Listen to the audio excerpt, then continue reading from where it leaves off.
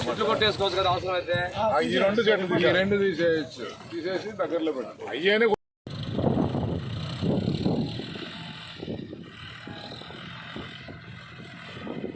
ఈ నెల 5వ తారీఖు మన కనిగిరిలో వెలిగొండ సాధన ప్రాంగణంలో ఉగ్రనరసింహారెడ్డి గారి ఆధ్వర్యంలో పెద్ద ఎత్తున తెలుగుదేశం పార్టీ పిలుపు ఇచ్చిన రా కదిలిరా ప్రోగ్రాంకి చంద్రబాబు నాయుడు గారు హాజరవుతా ఉన్నారు.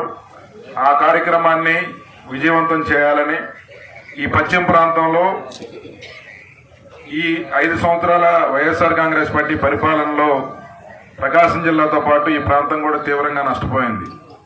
ఒకవైపు వెలుగొండ నత్తనడక నడవడం దగ్గర రాష్ట్రంలోనే తొలి సమావేశాన్ని మన నాయకులు చంద్రబాబు నాయుడు గారు మన ఒంగోలు పార్లమెంట్లోని కనిగిరిలో ఏర్పాటు చేయడం చాలా సంతోషం. ఒకటి మనం గమనించాలి, ఏ తప్పు చేయకుండా 65 రోజుల పైన జైల్లో నిర్బంధించిన తర్వాత జరుగుతున్న ప్రజాక్షేత్రంలోని ఈ సభకి భారీగా తరలి రావాలి. మనం 1,00,000 మంది అనుకున్నాం కానీ మా చుట్టుపక్కల చూస్తుంటే మా నియోజకవర్గం నుంచి కూడా భారీగా వస్తున్నారు. జనం 2 లక్షల పైచీలకు వచ్చే విధంగా జనాల్లో ఒక ఆలోచన ఉంది, జనాల్లో చైతన్యం ఉంది.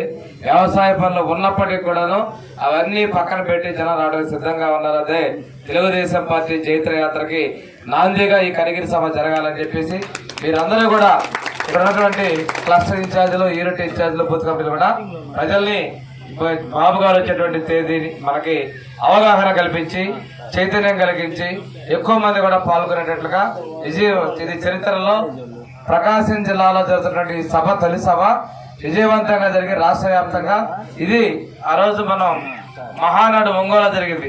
ఇప్పటికీ కూడా ఒంగోలు మహానాడు మన ఉత్తరాంధ్రలో మన సత్యాగారు అక్కడ ఇన్ఛార్జ్ కొన్నప్పుడు అక్కడ జరిగిన సభ మహానాడు తలపించి ఒంగోలు అంటే మధ్యలో ఎన్ని జరిగినా కానీ ఒంగోలు మహానాడు అనేది రాష్ట్ర పార్టీలో చర్చ జరుగుతా ఉంది.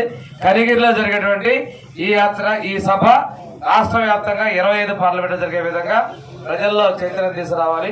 ఇక్కడ ఈ సభ నుంచే ఇప్పటికే ప్రజలు సిద్ధమైపోయారు. ముఖ్యమంత్రిగా చంద్రబాబు నాయుడు గారు వస్తున్నారు. తెలుగుదేశం జనసేన ప్రభుత్వం ఏర్పడిపోతుందని చెప్పేసి ప్రజలు భావిస్తున్నారు.